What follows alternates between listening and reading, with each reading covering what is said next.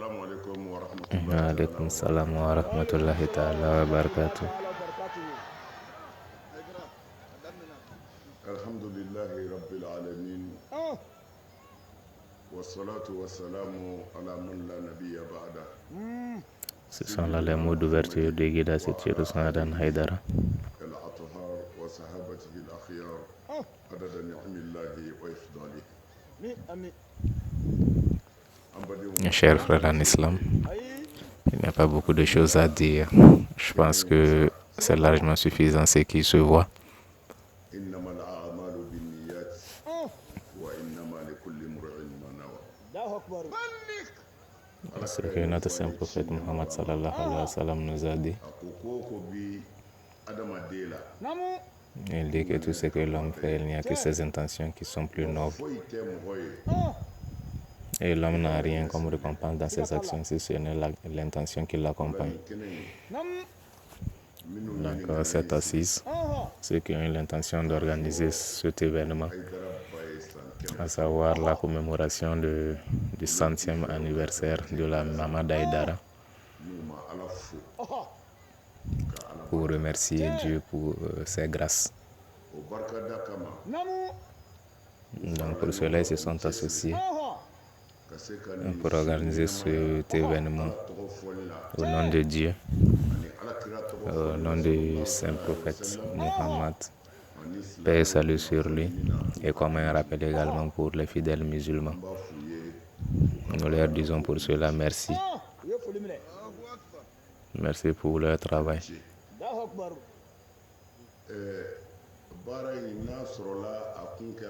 Ce travail, à l'organisation de cet événement, si on avait su plus tôt, je sais que les Sénoufos n'allaient pas nous dévancer en aucune manière.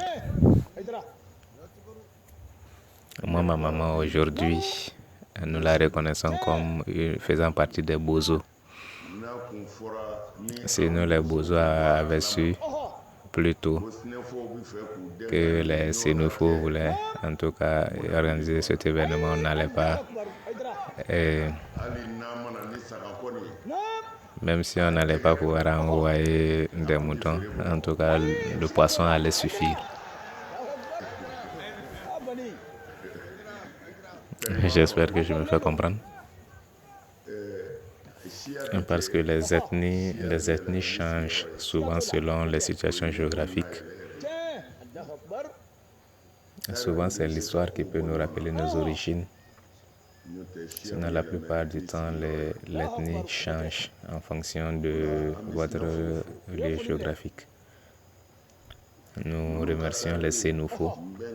L'histoire des Sénoufos m'a été contée par mon oncle Mokhtar. Que la paix de Dieu soit sur lui.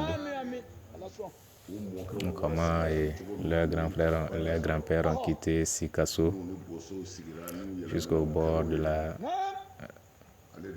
C'est lui qui m'a conté l'histoire. Donc, raison pour cela, les Sénoufos disent que si eux également ils sont concernés, ils feront de leur mieux. Nous les remercions pour cela. Nous les remercions pour cela. Nous les gratifions pour cela. L'honneur qu'ils ont fait, ils l'ont fait pour une personne qui la mérite. Parce que les Sénoufos, ils ont donné à l'occasion de l'anniversaire 100 moutons. J'en ai parlé à ma maman, elle était étonnée. Elle me demandait si parmi les 100 moutons, il y avait une femelle. Cela voudrait signifier que s'il y a une femelle parmi les 100, elle allait l'élever. Que Dieu vous en rétribue. C'est l'intention qui...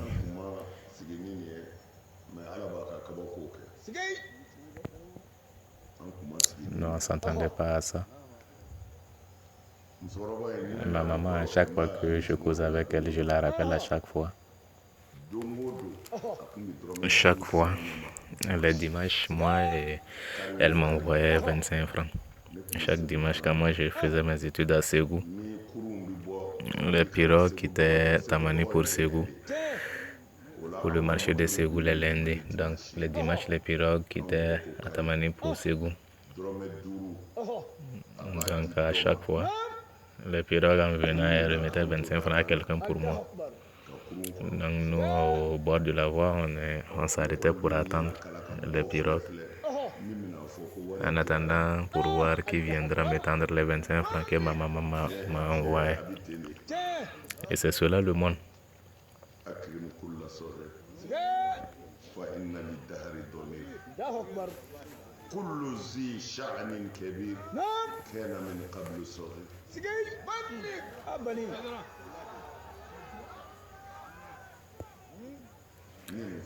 C'est ce que je vous dis à chaque fois. On dit respecter tout enfant, respecter les enfants, parce que demain est vraiment loin. Parce que toute personne que vous voyez aujourd'hui, riche ou encore au pouvoir, ont tous été des enfants. Demain est vraiment loin. Prenez comme des enfants, considérez-les, car demain est vraiment loin. Ne négligez personne. Accompagnez les gens du mieux que vous pouvez. L'objectif fixé pour chacun par Dieu, c'est ainsi qu'ils resteront jusqu'à ce qu'ils atteignent cet objectif. Mais en attendant qu'ils atteignent ces objectifs, si vous ne pouvez pas les aider, ne vous moquez pas d'eux.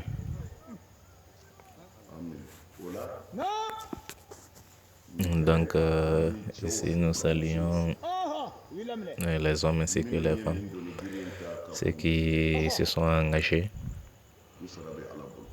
à organiser cet événement, qu'ils en soient rétribués.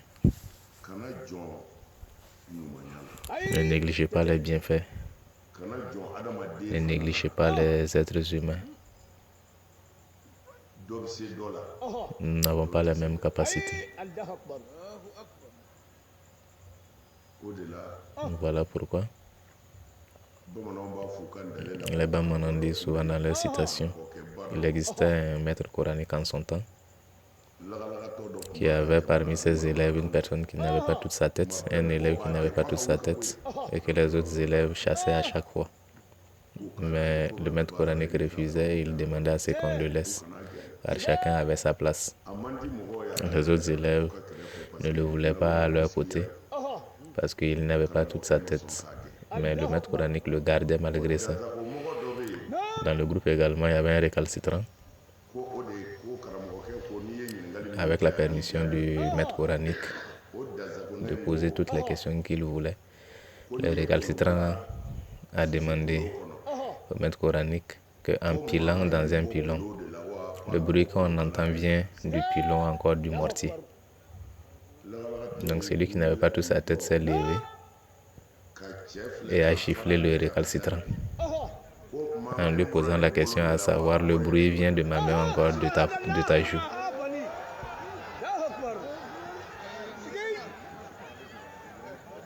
Voilà. Et les Bamans disent que chaque chose a sa place. Chaque chose a sa place et servira un jour. Donc gardez surtout ce que vous avez et reconnaissez le bienfait qu'on vous fait. Tous les prophètes qui sont passés ont été envoyés par Dieu. Dieu a dans son gouvernement les anges. Mais tous les prophètes envoyés par Dieu ont été accompagnés et soutenus par leurs semblables êtres humains. Aucun ange venant apporter de l'argent aux prophètes. Les prophètes travaillent avec leurs semblables hommes. Donc ne négligez pas les hommes, ne négligez pas vos semblables. Donc pour cela je dis aux Ansar merci. Tous ceux qui nous soutiennent, nous leur disons merci. Que Dieu vous en rétribue. Il viendra un jour où on pourra se taper la poitrine. Et au jour de la résurrection, et ici-bas également, où vous pouvez taper votre poitrine avec votre travail. Vous pouvez taper votre poitrine ici-bas également dans l'au-delà. Et ici, dans ce bas monde, vous les Ansar, vous pouvez taper votre poitrine.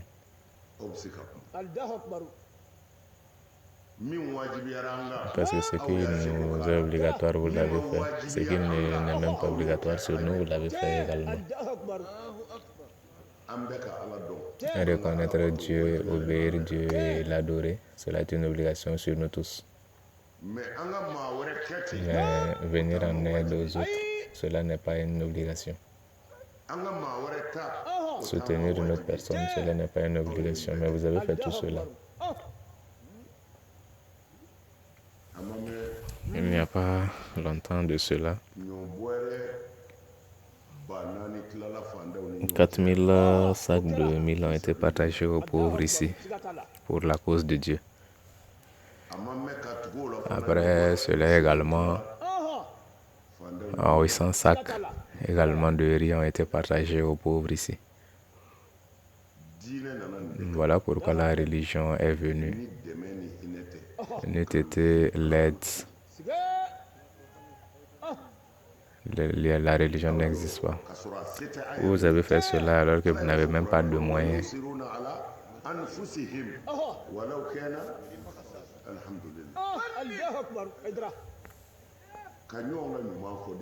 Aujourd'hui, c'est témoin du bienfait des gens qui est devenu compliqué pour nous, les Noirs.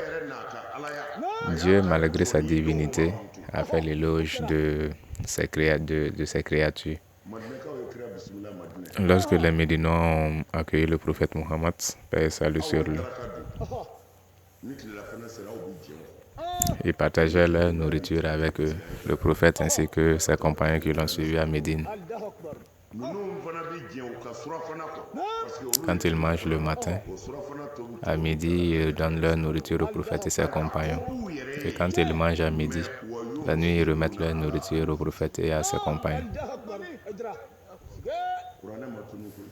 Et c'est le Coran qui nous compte cela. Mais les gens ont voulu mettre tout cela à l'oubliette. Le Coran dit que, parlant des Médinois,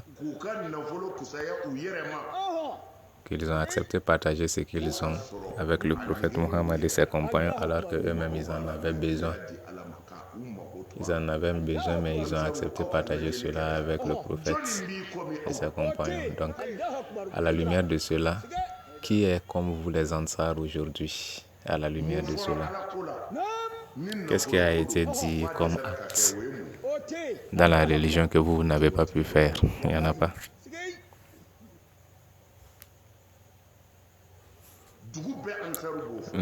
N'importe quelle ville où se trouvent les Ansar, c'est ce qui se dit de vous. Prenez l'exemple de Kaye. L'étage qu'ils ont construit pour moi, c'est Chiruswadan Haïdara. Allez-y voir vous-même. Allez-y voir pour en être témoin. Après avoir construit mon logement, la mosquée qu'ils ont construite, allez-y pour en être témoin. Alors qu'eux-mêmes, ils n'ont même pas assez d'argent. Donc, l'éloge fait par le Coran sur les Médinois par rapport à leur comportement envers le prophète et ses compagnons, c'est ce que vous aussi vous avez réalisé. Moi, je ne vous conte pas des histoires ou encore des rêves, non. Ce qui se voit sous les yeux, ce que vous voyez, les actions que vous posez, c'est largement suffisant. Vos réalisations, ce que vous arrivez à faire, c'est largement suffisant. Et c'est comme ça que les prophètes, les compagnons du prophète se comportaient également. On vous a conté l'histoire.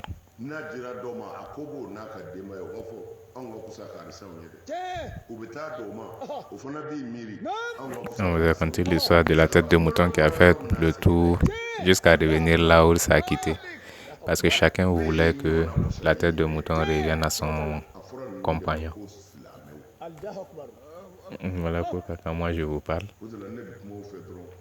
je vous dis de faire beaucoup attention à mes propos. L'être humain ne dure pas, mais les propos durent plus. Le prophète Mohammed l'avait dit. Il a dit que cette religion, rien ne restera dans cette religion Ceux qui détiendront la vérité de cette religion subiront tout type de tort, mais ils ne lâcheront pas prise jusqu'à ce qu'ils croisent leur Seigneur. Donc,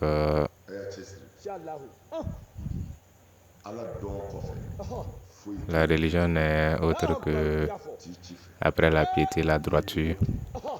Ce n'est pas l'aspect physique, mais plutôt le comportement. Tout connaisseur digne de ce nom, par le passé, dans l'histoire fut compté par Dieu lui-même ou le prophète, n'a rien laissé après si ce n'est ces deux choses, la foi en Dieu et la manifestation de cette foi par le comportement. Il n'y a que Dieu seulement qui est parfait. Moi qui suis en train de parler, je ne dis pas que je suis parfait, mais c'est le comportement que nous devons perfectionner, même si le mien n'est pas parfait. C'est ce que Dieu nous demande, c'est cela l'islam. Ceux qui ont réalisé cet événement, Dieu les en a donné l'idée. Peut-être Dieu a besoin de quelque chose à travers cela, que Dieu les en soit rétribué. Mais qu'ils sachent que cet événement qu'ils ont réalisé plaît à tout Ansar et à toute personne de bonne volonté, qu'ils en soient rétribués. C'est pas eux seulement. Parce qu'ils n'ont donné que 100 moutons qui sont actuellement là-bas, j'ai vu ça à la télé. Mais qu'ils sachent que d'autres Ansar venant de Burkina, et le nombre de millions qu'eux ils ont donné pour ma maman, moi-même je ne suis pas sûr si Abba aura cela.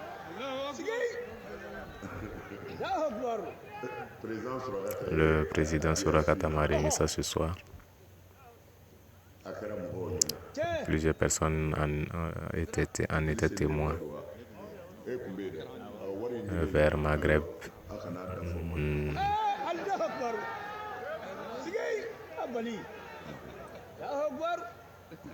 Qu'ils en soient rétribués. Cela dépasse largement les 100 moutons.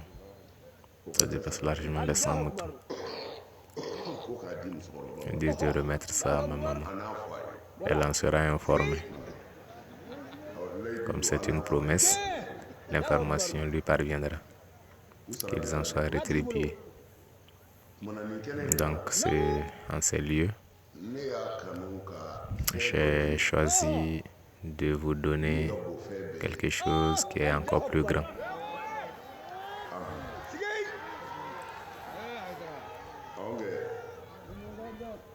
Vous avez fait de votre mieux. Il n'y a pas une question de maraboutage entre vous et moi. Raison pour laquelle nous pouvons compter l'un sur l'autre. Les jours de la résurrection, ceux qui se sont connus seulement pour la cause de Dieu, pour le visage de Dieu, ces personnes-là ne verront pas les turpitudes le jour de la résurrection. Les turpitudes comptent le jour de la résurrection et ils ne verront pas cela. Moi, je ne connais pas parmi le monde Ansar une femme ou un homme qui entretient des relations de maraboutage avec moi. Ça n'existe pas. Et c'est cela notre espoir le jour de la résurrection. Vous m'avez beaucoup aidé et vous m'avez aidé à garder ma dignité. Nous ne commandons rien à personne, nous ne tendons la main à personne, nul, si ce n'est Dieu. Nous ne tendons notre main à personne. Dieu a fait de vous la cause de cela. Soyez-en rétribués. Ce que j'ai choisi de vous donner, il s'agit de 3 actions. 3 actions, d'après le prophète Mohammed, paix et salut sur lui. 3 actions dans le jour de la résurrection. Parce que le jour de la résurrection, nos actions seront pesées.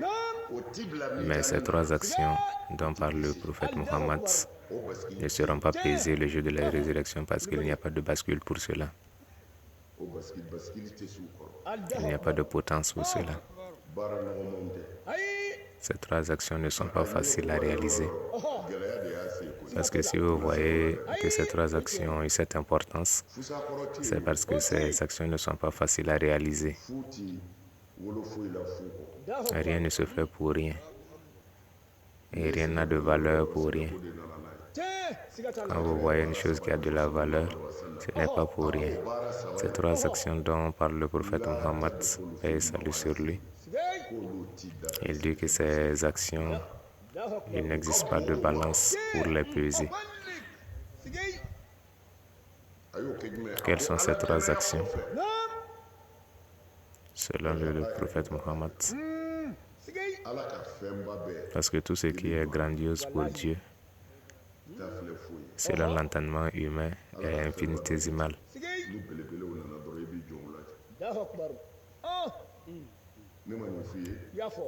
Je vous l'ai dit et je vais le répéter une fois de plus.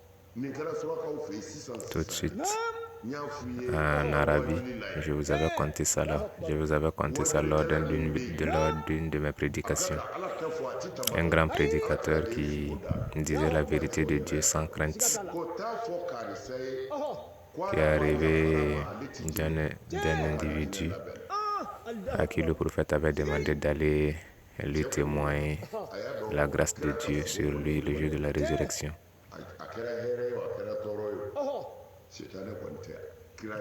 Parce que le rêve du prophète, c'est réellement le prophète.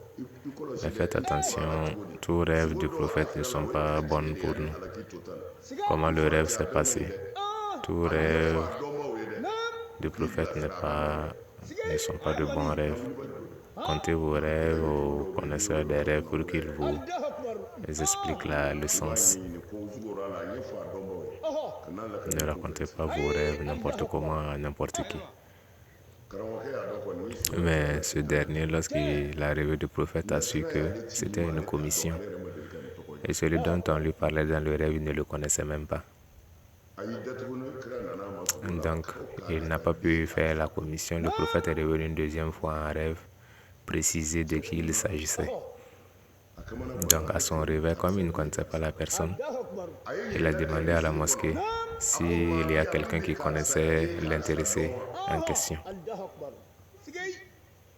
Et il y a eu des gens qui le connaissaient. Et donc, il a demandé à ce qu'on l'accompagne chez lui. Le prophète Mohammed l'avait commissionné d'aller dire à ce dernier que Dieu le pardonnait et qu'il lui donnait le paradis n'importe où il mourrait. Donc ils sont arrivés chez lui, il est sorti, il les a accueillis, il lui a vu, c'était une personne ordinaire comme tout le monde, une personne sans une grande particularité. Donc il les a reçus. Il les a accueillis, il les a demandé la raison de leur venue et il lui a transmis la commission du prophète, à savoir que Dieu le pardonnait. Dieu lui pardonnait tous ses péchés et lui accordait le paradis juste après sa mort. Après lui avoir transmis la commission, le prédicateur lui a demandé quelles sont les actions qui lui valaient cet honneur de la part de Dieu. Moi-même, je pensais qu'il allait dire qu'il passait tout son temps à prier, encore qu'il jeûnait sans arrêt. Mais il n'a pas dit ça. En réponse à la question du prédicateur, l'intéressé lui a dit: comme tu m'as demandé pour la cause de Dieu, ce que je sais, ce que je fais actuellement, mon voisin, c'est mon voisin qui est décédé, il a laissé sa femme et puis ses enfants. Ils n'ont pas d'espoir. Donc pour entretenir les enfants, moi j'ai demandé à la femme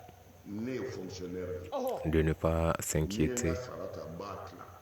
Et avec elle, lorsque je prends mon salaire à la fin du mois, je partage mon salaire en 2. Je leur donne une partie et je garde une partie pour moi et ma famille. Mais depuis que j'ai commencé cela, en leur donnant la moitié de mon salaire et en gardant l'autre moitié pour moi et ma famille, je n'ai vu aucune difficulté à laquelle j'ai fait face sans pouvoir résoudre la difficulté en question. Chaque fois que j'ai fait face à une difficulté, malgré que je partageais mon salaire, j'ai toujours eu la solution à mes difficultés. Le prédicateur, en entendant cela, a dit effectivement que cela suffisait. Parce que ces derniers, ils connaissent très bien Dieu, ils savent très bien les actions qui sont grandioses aux yeux de Dieu. Venir en aide à un nécessiteux, une veuve ne sachant sur qui compter, lui venir en aide de cette façon. Vraiment, à vous les Ansar, je vous dis merci. Je vous dis merci une fois de plus. Parce qu'aujourd'hui, c'est vous qui êtes devenu un exemple pour les autres. Merci. Quiconque place son espoir en Dieu a placé son espoir là où il le fallait. Merci. Merci aux Ansar. Ça, c'est une veuve, une seule veuve, avec ses enfants. Et ce dernier est venu en aide. Et Dieu lui a promis le paradis pour cela. Mais vous avez aidé combien de veuves qui se trouvaient dans cette situation? Combien aujourd'hui qui étaient accrédités à mort, mais aujourd'hui ont retrouvé leur dignité grâce à vous? On ne peut pas les compter. À vous les Ansar, je vous dis merci. Les trois actions dont parle le prophète Mohammed, disant que ces actions n'ont pas de balance le jour de la résurrection. Ce sont des actions auxquelles nous ne faisons pas beaucoup attention.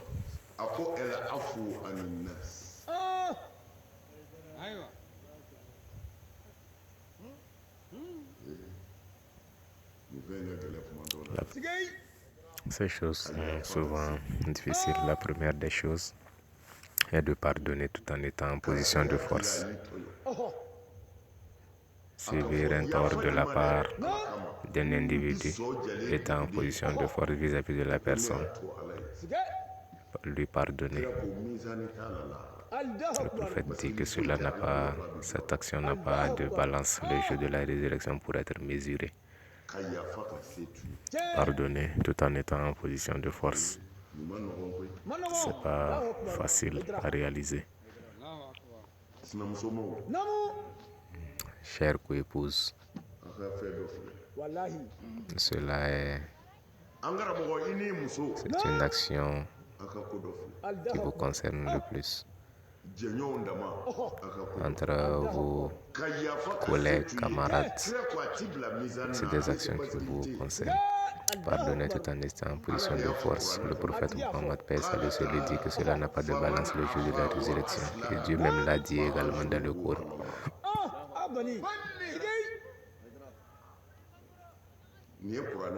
Ça, c'est le Coran qui dit quiconque pardonne, mais pas seulement le pardon. C'est vraiment pas facile. Par exemple, moi je suis en conflit avec ma femme, toi tu viens moi me demander. Je n'ai pas le choix. Tu es venu me demander, je dis oui, j'accepte ton pardon. Mais le prophète dit que c'est pas fini. Après le pardon doit suivre également de la neutralité dans le comportement. Votre comportement ne doit pas changer.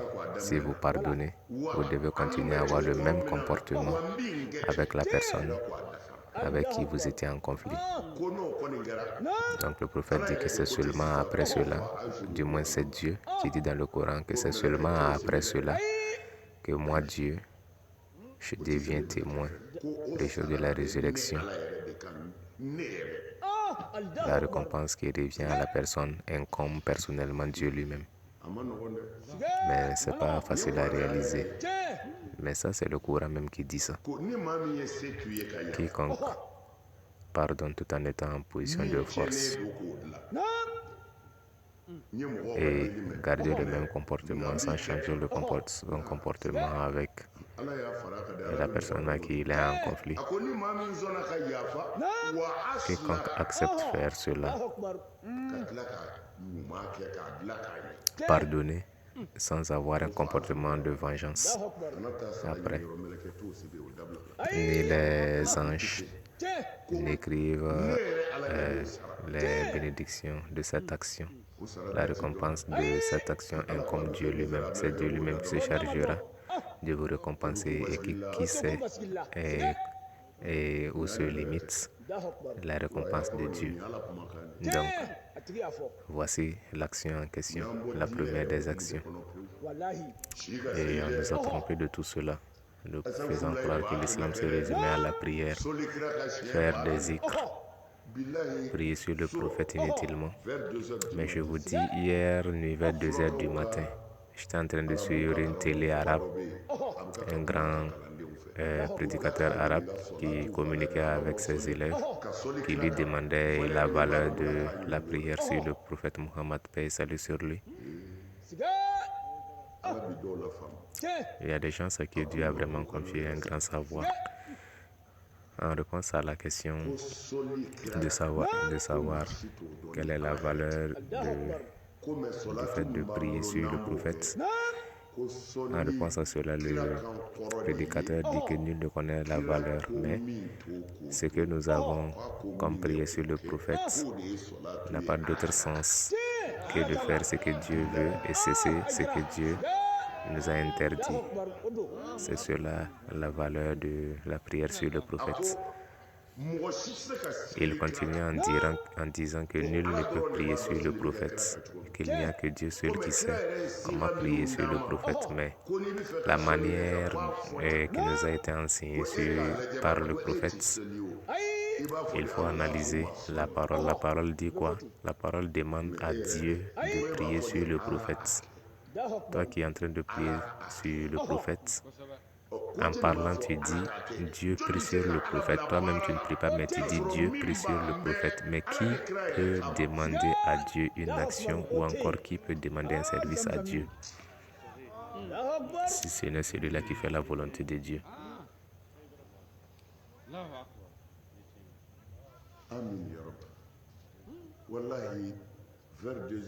Vers 2h du matin, j'écoutais cela à la télé.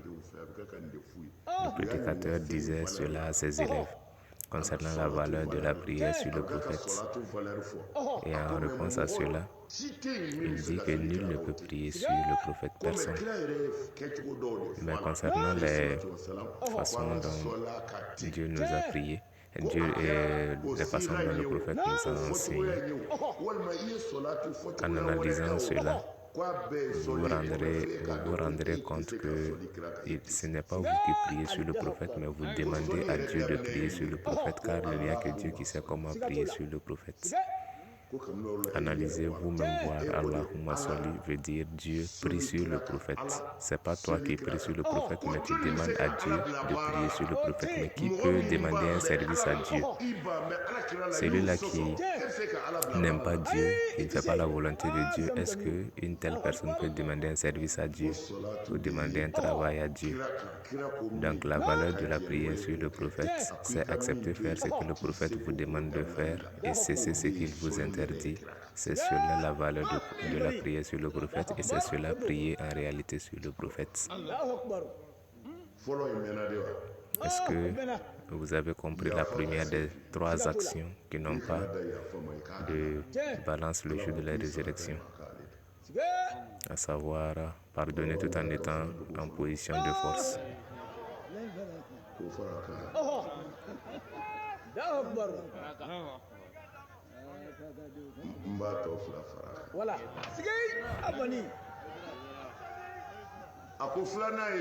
La deuxième des 3 actions, qui n'est également pas facile à réaliser, parce que le prophète lui-même a eu des difficultés par rapport à cela.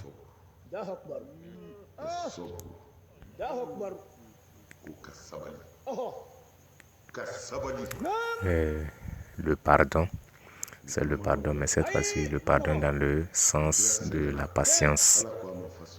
Ce n'est également pas facile. Savoir la patience. Patienter pour attendre l'aide de Dieu vis-à-vis des situations que vous vivez. Donc dans plusieurs parties du Coran, Dieu même interpelle le prophète Muhammad sallallahu alayhi wa sallam par rapport à ça. Sois patient vis-à-vis de ce qu'on te dit, sois patient vis-à-vis de ce qu'on te fait. Sois patient et attends mon aide. Donc pardonner dans le sens de la patience. Le prophète Muhammad lui-même a beaucoup souffert par rapport à cela. Mais à chaque fois, Dieu lui disait, sois patient, pardon, sois patient. Sois patient vis-à-vis de ce qu'on te dit. Moi, Dieu, je suis plus entendant de cela que toi. Pardonne, sois patient vis-à-vis de ce qu'on te fait. Moi, Dieu, je suis plus voyant de cela que toi. Sois patient face au tort qu'on te fait subir. Et il a fini par leur dire, il a fini par dire au prophète Muhammad, paix salut sur lui, si tu as besoin de moi, tu as besoin de mon aide, sois patient, car moi Dieu, je suis avec ceux qui sont patients, ceux qui pardonnent et qui patientent, tout en attendant mon aide. Moi Dieu, je suis du côté de ces personnes-là. Donc, analysez vous-même.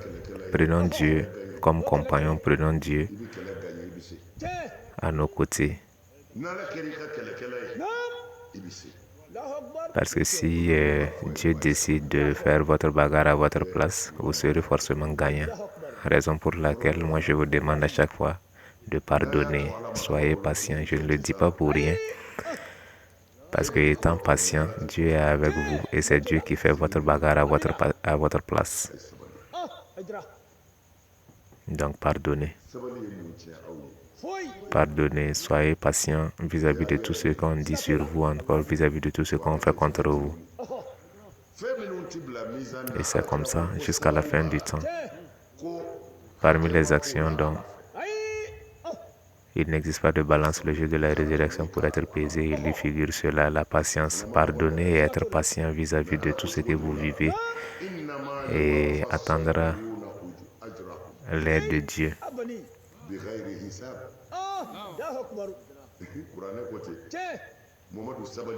Et Dieu dans le Coran dit, parlant au prophète Muhammad, il dit, prophète Muhammad, pardonne, sois patient, sache que ceux qui pardonnent et qui sont patients, leur récompense m'incombe à moi Dieu et c'est moi Dieu qui les récompense. Au-delà même de leurs attentes. Et cela n'est pas l'œuvre des anges, mais c'est moi Dieu, moi-même qui fais cela. J'ai rendu cela obligatoire sur moi. Et le jour de la résurrection, ces derniers-là ne seront pas persécutés. Et je vous le dis, le pardon même fait partie des noms de Dieu, le pardonneur. C'est Dieu même qui est le pardonneur. Parce que tout ce que Dieu ne veut pas, vous voyez beaucoup de gens qui le font, mais qui ne subissent rien du tout, qui ne subissent aucune répression. Prenez l'exemple du Pharaon, lorsqu'il dit que, en son temps, qu'il est le seul et unique Dieu des Juifs. En disant que l'ange Gabriel était énervé et l'ange Gabriel voulait l'anéantir. Mais Dieu lui en a empêché et le demanda de ne pas s'empresser pour cela, car lui, Dieu n'est pas pressé. Pharaon, c'est à nous qu'il fera son retour tôt ou tard, donc ne sois pas pressé. Voilà et pourquoi toi en tant que musulman, si tu te vois en train de réaliser une action qui est contraire à la volonté de Dieu, tu verras que Dieu n'attendra pas toute une éternité avant de te faire voir cela. Quiconque en tout cas dont Dieu a besoin, quiconque est toujours avec Dieu, lorsque tu commets un acte contraire à la volonté de Dieu, Dieu ne patiente pas pour cela. Il te fait voir cela dans les jours qui suivent, mais quiconque n'a pas besoin de Dieu, que Dieu non plus n'a pas besoin de lui, il le laisse faire tout ce qu'il veut, comme il veut, où il veut, quand il veut. et il attend patiemment, tranquillement le jour de la résurrection quand il le retrouvera dans la tombe. Mais ce n'est pas le cas avec les musulmans, ce n'est pas le cas avec les personnes dont Dieu a toujours besoin. Et donc si vous êtes dans ces conditions, que vous posez un tel acte, repentez-vous rapidement. Repentez-vous rapidement.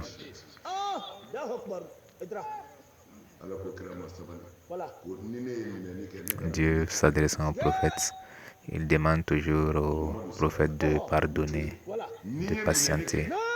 Parce que le jour où moi je mettrai la main sur ces derniers-là, il n'y a pas pire punition que la mienne. Il n'existe pas pire punition que la mienne. Il n'existe pas pire désagrément que le désagrément de Dieu. Donc, pardonnez, soyez patients. Pardonnez, soyez patients entre vos collègues de service, entre vos camarades, entre vos cohabitants. Pardonnez. Et Dieu dit que lui, il aime ceux qui pardonnent, il aime ceux qui sont patients. Et le jour de la résurrection, il dit que ces derniers, c'est lui Dieu qui les récompensera personnellement. Et ce sont des récompenses que nul ne peut connaître la limite, parce que ça vient de Dieu lui-même. Les anges ne sont même pas concernés. Donc la troisième des actions, moi-même je pensais que ces trois actions, c'est le jeûne. La troisième de ces actions, c'est le jeûne. Mais il y a très peu de personnes qui jeûnent en réalité. Beaucoup de personnes restent avec la faim toute la journée, mais très peu de personnes jeûnent en réalité. De la manière dont ça a été enseigné par le prophète, il y a très peu. Ce n'est pas moi qui le dis, c'est sur parole du prophète Mohammed, paix et salut sur lui, qui dit que beaucoup de personnes, pensant qu'ils ont jeûné, en réalité n'ont pas jeûné, si ce n'est qu'ils sont restés avec la faim toute la journée. Parce que le jeûne respecte des règles, ça obéit à des principes. Raison pour laquelle Dieu a demandé aux anges de ne pas s'occuper des jeûneurs. Et c'est Dieu qui veillera au jeûne de ceux qui disent jeûner pour lui. Donc qu'est-ce qu'il dit? Donc c'est parole du prophète Mohammed qui dit que Dieu dit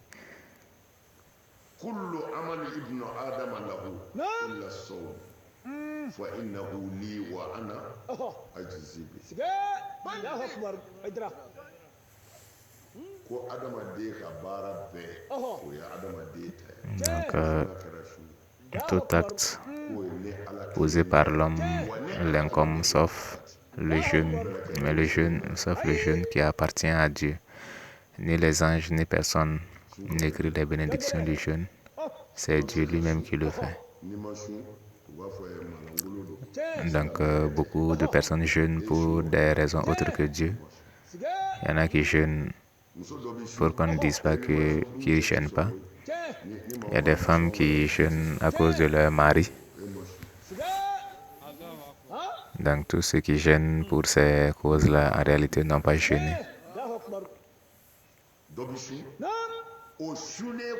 Il y a des gens également qui jeûnent, mais après son jeûne, après avoir jeûné, il se rend sur son lieu de commerce pour pratiquer l'usure pendant qu'il est en jeûne, juste pour avoir sa pitance. Ce dernier n'a pas jeûné. Et également nos dirigeants, étant en jeûne, continuent toujours à détourner les biens publics. Et c'est avec cela encore ils reviennent et à l'heure de la rupture pour rompre le jeûne. Quelque chose qui est considéré comme étant du sang humain. Toute personne qui jeûne fait cela, en réalité, n'ont pas jeûné. Une autre personne encore, étant dans l'état de jeûne, il entend que l'enfant de son voisin est venu pour construire la maison du voisin. Toi, tu n'es pas content. Tu n'es pas content de cela parce que tu ne voulais pas que l'enfant puisse réaliser quelque chose pour son voisin. Ce dernier également n'a pas jeûné.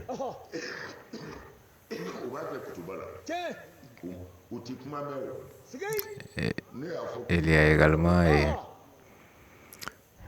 une bénédiction qu'ils lisent chaque fois qu'ils font le sermon du vendredi. Moi, j'avais demandé à ce qu'on arrête de faire cette bénédiction. Moi, j'avais demandé à ce qu'ils arrêtent de faire cette bénédiction. Parce que ce sont des paroles lorsque... Ce sont des paroles lorsque elles s'adressent à nous-mêmes, ça devient une malédiction. Parce que la bénédiction demande à ce que Dieu vienne en aide à quiconque vienne en aide à la religion. Là-bas, il n'y a pas de problème. Mais là où il y a un problème dans la bénédiction, ils disent quoi? Quiconque rabaisse l'islam, quiconque rabaisse les musulmans, quiconque humilie les musulmans. Or, la bénédiction demande là-bas à Dieu d'anéantir ces derniers-là. Alors que si nous observons, pendant le mois de jeûne, ce sont les enfants de ceux-là même qui sont dans les mosquées, les filles de ceux-là qui sont dans les mosquées, qui sont très mal habillés dans les rues, se promenant dans les rues. Donc, si vous demandez à ce que Dieu anéantisse quiconque rabaisse la religion islamique, est-ce qu'un musulman qui a ses enfants dans cet état-là n'a pas humilié l'islam?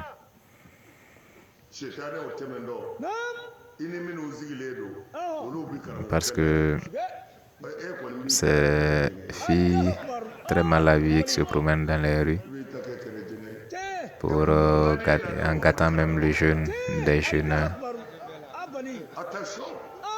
est-ce que cela n'est pas un rabaissement pour l'islam? Parce que même nous les prédicateurs, lorsqu'on les voit, c'est pas que nous les prédicateurs, nous ne connaissons pas ou encore nous n'aimons pas ce qui est bien. Nous sommes des êtres humains comme tout le monde.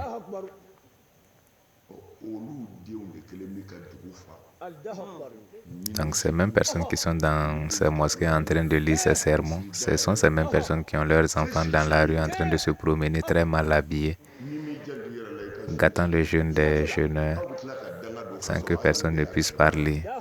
Et ces mêmes personnes reviennent encore lors de ces sermons lire ces bénédictions-là. Qui est-ce qui met la honte sur la religion islamique plus que ces personnes-là? Voilà pourquoi moi je les avais demandé d'arrêter de lire ces bénédictions, parce que c'est une bénédiction en réalité, mais nous concernant, c'est une malédiction. Tant qu'on ne va pas réussir à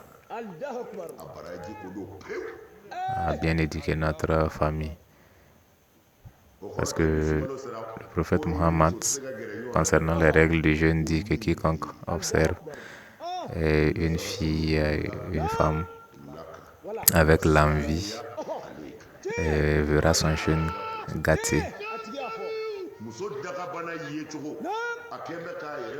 Et une femme, la vue d'une femme mal habillée par un musulman, la première fois, cela est pardonné par Dieu, mais la deuxième fois, cela est un péché. Mais qu'est-ce que cela veut dire, la première fois et la deuxième fois? Parce que certains pensent que la première vue, en baissant la tête, c'est cela. Non, c'est pas ça. Par exemple, moi, je suis un commerçant. Une fille très mal habillée qui se dirige vers moi. Moi qui suis commerçant et j'ai jeûné, moi, je vends mes articles pour avoir de quoi nourrir ma famille, prendre en charge ma famille. Donc, dans cette condition, qu'est-ce que la première vue signifie? Donc, cette dernière en venant vers moi, la première vue que j'aurai d'elle, c'est cela la première vue qui est pardonnée. Mais après cela, la deuxième vue, c'est quelle vision tu as d'elle. Si c'est la vision d'une cliente, en ce moment, il n'y a pas de souci. En ce moment, c'est une relation commerciale qui existera entre toi et cette dernière. Donc, la première vue ne signifie pas Et la première vue ne signifie pas, après l'avoir vu, baisser la tête et refuser de les parler. Non. Tu es commerçant, tu continues à faire ton commerce, tu vends tes articles avec tout le monde, mais seulement il faut se limiter aux relations de commerce, aux relations de vente, aux paroles de commerce, aux paroles de vente, sans dépasser cela. Donc c'est cela la première vue.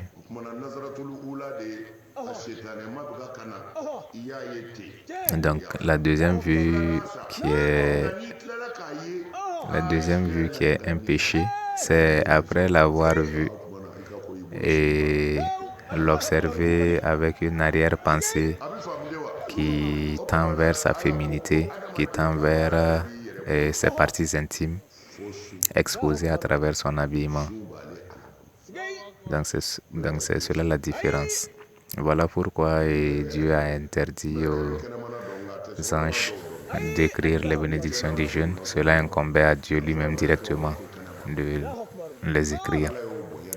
Parce que les anges n'ont pas accès à tout lieu où se trouvent les hommes. Par exemple, dans la chambre, un homme avec sa femme, il est interdit aux anges d'y accéder. Donc les anges ne peuvent pas connaître la vérité sur l'état de jeûne d'un être humain. Donc Dieu les a demandé de se retirer par rapport à ça. Et Dieu lui-même allait observer cela. Donc le jour de la résurrection,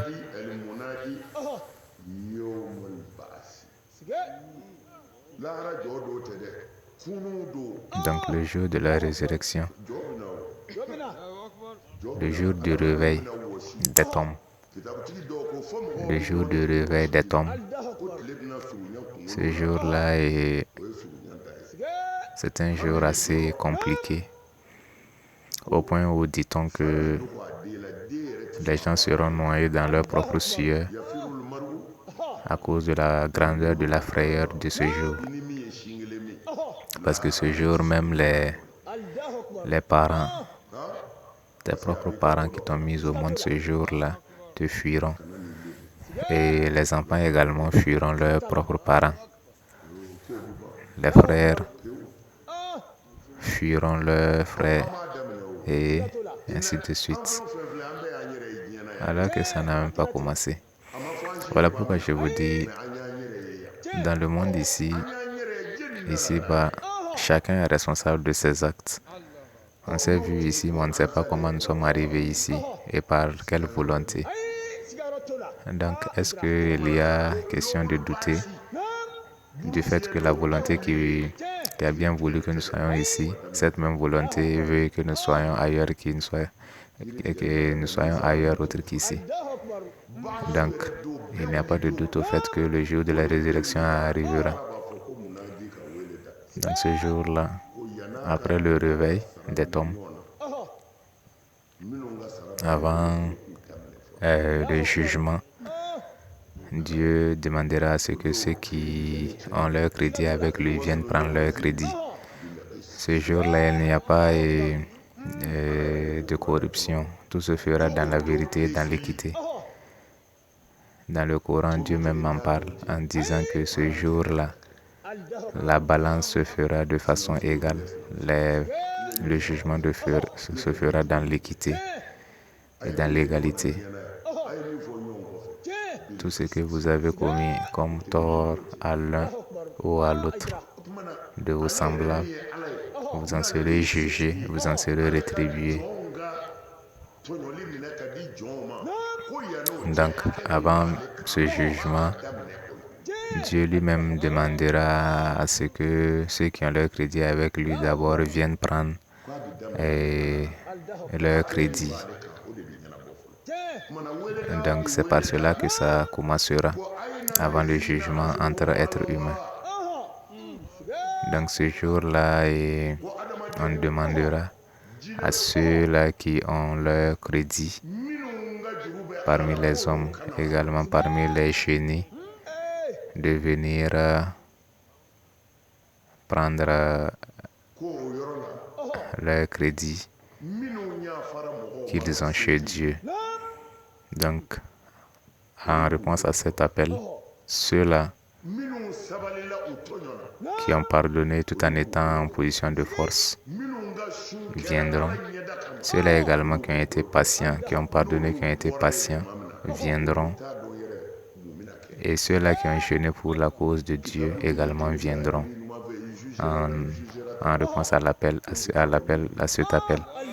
Ils prendront leur récompense auprès de Dieu et après avoir eu cette récompense, le reste du jugement ne se ferait pas en leur présence. Que Dieu nous voit parmi ces gens-là. Que Dieu nous voit parmi ces gens-là. C'est pas facile. C'est pas facile. Pardonner tout en étant en position de force. Pardonner dans le sens de patience. Pardonner tout en étant patient. Cette patience s'explique par quoi? Un exemple terre à terre. Avoir une femme, tu es un célibataire, et avoir une femme qui vous courtise et refuser. Ou encore un bel homme qui courtise une jeune fille qui refuse après avoir pensé à Dieu et après avoir pensé au fait que Dieu n'aime pas cela et qui refuse ce bel homme. Voici des actions qui partent dans le sens de ce pardon-là, le pardon et la patience. Donc ce sont des actes qui sont vraiment grandioses aux yeux de Dieu. Si vous prenez l'exemple de Youssouf dans le Coran, bien que les exégètes ont essayé de donner un autre sens à ce verset,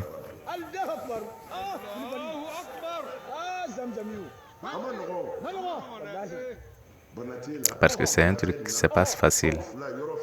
Tu n'es pas malade, bien portant, un jeune homme avec une jeune fille. Dans le Coran, parlant de Youssouf, le Coran dit que Zalika voulait de Youssouf, mais également Youssouf voulait d'elle. Mais comme lui, il est un prophète de Dieu, ce genre de comportement leur est interdit, qu'il le veuille ou pas. Il ne peut pas pratiquer ce genre d'action-là.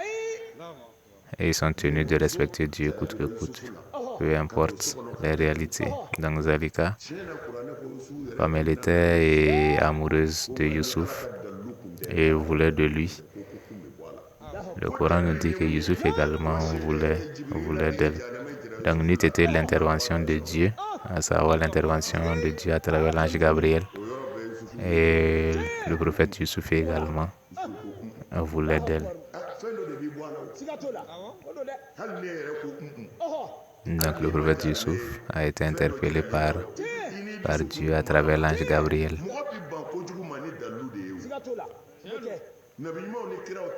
Parce que lorsque nous refusons de commettre une action, ce n'est pas parce qu'on n'aime pas l'action, mais nous refusons à cause d'une raison bien donnée.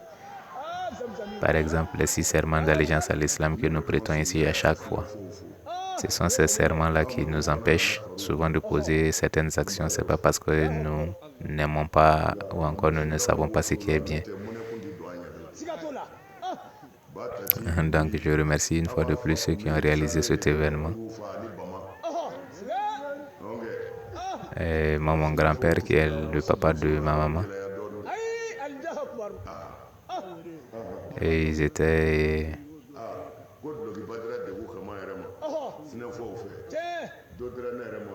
Dego m'a dit que les Sénoufou les ont donné un avis. Même moi également, on m'a donné un avis. Mais moi, je n'ai pas retrouvé le mien.